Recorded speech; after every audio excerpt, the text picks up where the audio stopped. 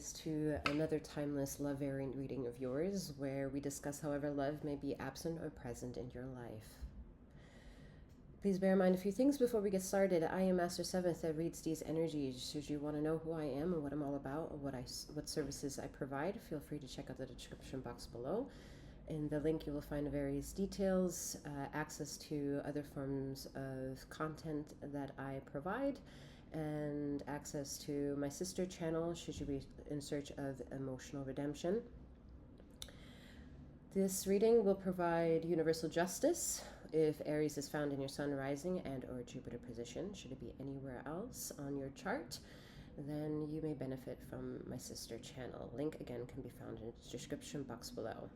I'm also currently running a digital loyalty punch card with a card assigned to you with any wellness drop or single card reading purchased. The 10th service is a free mini read from me, so keep that in mind. Maybe you're interested in that. Detail also can be found in the link below. You may have to go searching for it. Okay. All right, Aries. What else? Before we get started, masculine and feminine energies are non-gender specific, and time is irrelevant. This is not a one-to-one reading. This is a general collective reading. Use your discernment to take all of that which belongs to you. Leave the rest behind. And let's get cracking. All right, Aries. I hit a bit of a wall, let's say.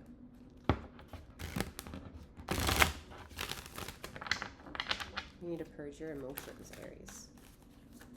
You're very angry, very frustrated, temperamental.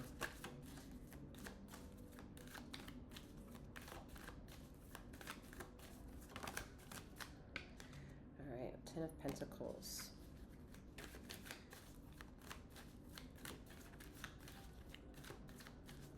So why is there a feeling of hitting the wall when it's the 10 of Pentacles? So maybe you have too much on your plate. Maybe you have everything that you materialistically have been working towards, yet your emotions aren't as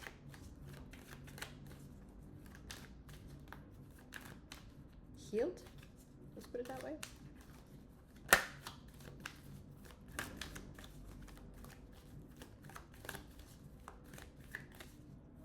Someone is struggling with their religious beliefs.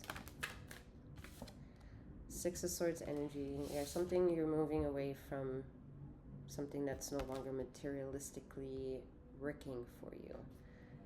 You're still on an abundant path, but someone in the family that has provided you material sustenance has moved away, and you're struggling financially to make ends meet, yet you've been given everything that has made you gratuitous to this moment. So that means whatever energy is leaving you is a chance for you to take what it is that you've learned and apply it for yourself.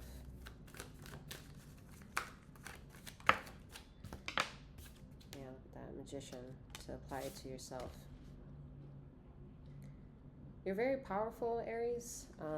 It might be cliche to want to say that with every indicative sign, yet there is an energy that is Aries in all of us. And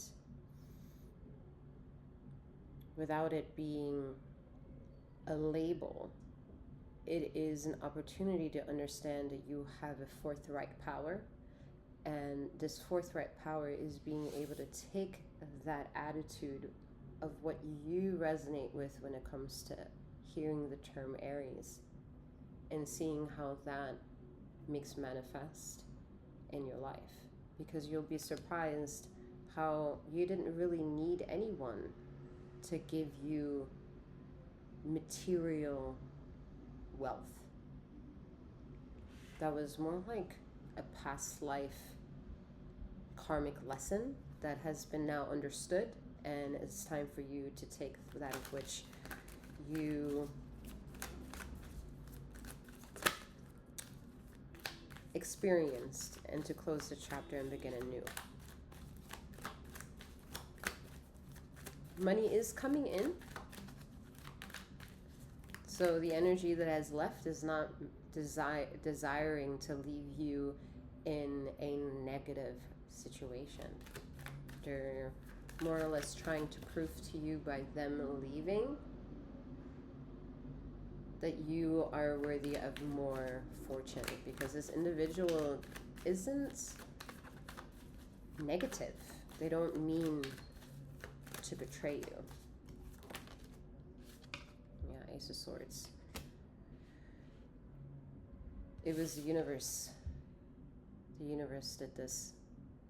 There was nothing that you could have done or changed to get this. What's surrounding the Magician energy is this assumed Seven of Swords. Seven of Swords here with 6 on one side and 1 on the other. So to understand how to take which feels like a stab in the back and to take one sword out one at a time is to learn that you can heal. And the healing has already begun when the sword made impact. So, although it was a tumultuous moment and moments and wars to get to this is a moment to make manifest and to feel the resonancy take over in your vessel and see where it can catapult you to lean towards more attraction of synchronistic energies. Yeah, look at that, the Fool. It's your opportunity to lean in to make manifest opportunities in cohesiveness with accepting that of which it is your darkness and that of which it is your lightness. Some of you need to, I'm beginning to kind of get like cold sweats. So some of you need to think about oxygenating your blood, okay? This could be just cathartic of releasing your emotions or consuming something better that oxygenizes your blood. Oxygenate, you know what word I'm saying, I'm not, whatever. You need blood in your oxygen in your blood.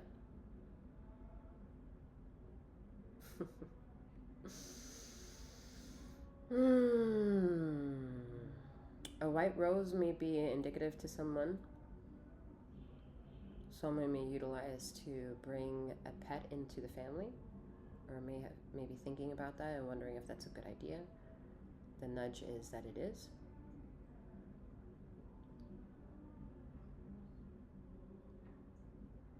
You have children that you want to protect while you're figuring things out and you just don't know how to.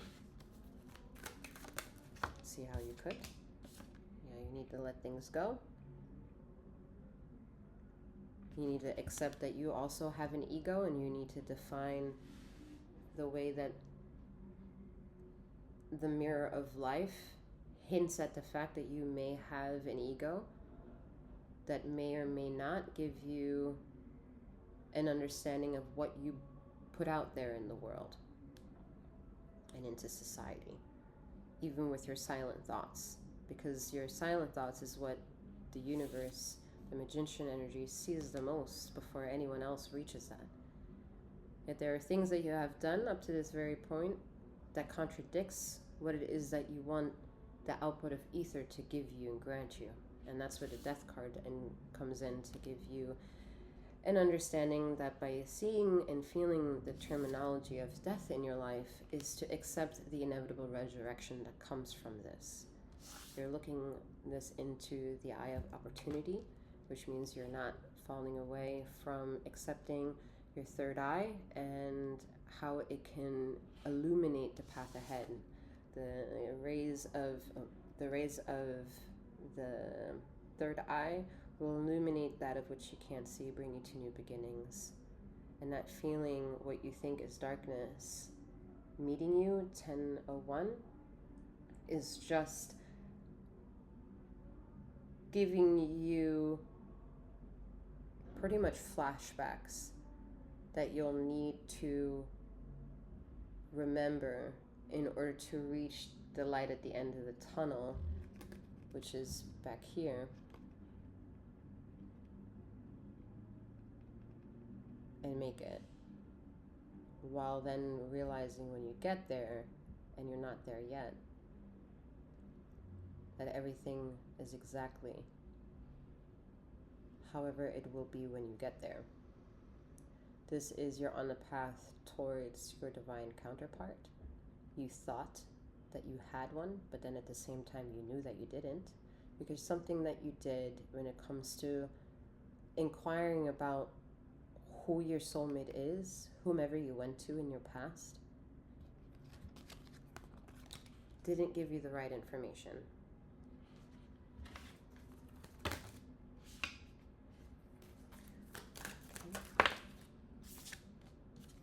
Two of Pentacles, you had no choice but to juggle life in the way that you manifested it.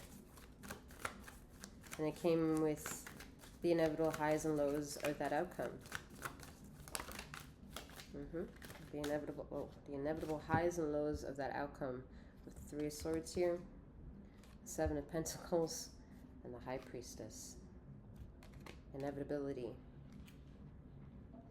is the most gentlest way that the universe could pretty much make you come to terms that you are responsible for the way you decided to work along with ether. The moments you decided you accept ether in your mind, in your heart, in your space, in your soul, in your spirit. It didn't align. It didn't center. And it didn't center because you haven't been centered the entire time. In order to get, you have to be centered. You have to align yourself so well so that when you get the pinging of the reward or the lesson, that it doesn't miss you.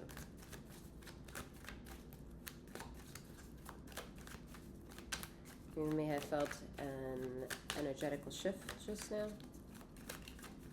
It's the universe confirming that you need to do internal work in order so that she doesn't quote unquote miss you.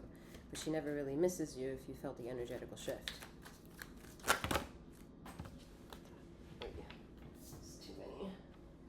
They want me to take the card that fell on the floor, and it's Four of Swords. Letting go, surrendering, finding the internal pendulum within you that swings and leaning into it. Some of you have practiced meditation, some of you desire to practice more of that.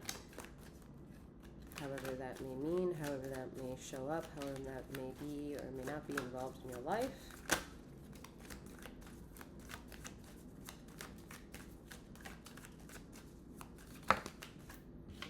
Temperance energy, yep. A lot of you have been aligning yourself with wanting to open up the doors of self-inquiry. Look at that, Ace of Swords, reaching for the truth. Accepting in ways that you don't really realize, but at least answering the call to show up to the shadow aspects of self when you make decisions of meditations. The King of Wands, yeah, highly spiritual, that's your energy as well.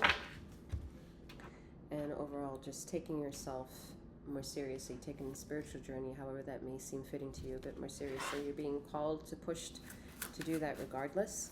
You're going to show up to it regardless. And the ether is louder in more ways than any kind of human language at this point. You showing up is answering to a call. Yeah, the Page of Cups, you're answering to a call. You're willing to step into the sensitivities. You're willing to step into the feminine energies. You're interested in being able to stand up for communication and allowing others to speak for themselves as well. Look at that. Justice. It's inevitable.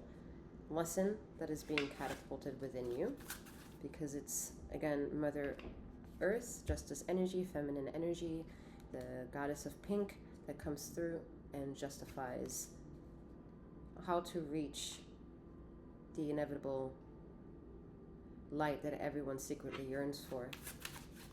Everyone wants to reap a reward from, but for somehow have made selfish decisions along the way, and thus have created, and a part of the problem of creating an imbalance over the overall that everyone also feels or suffers in. The Knight of Cups.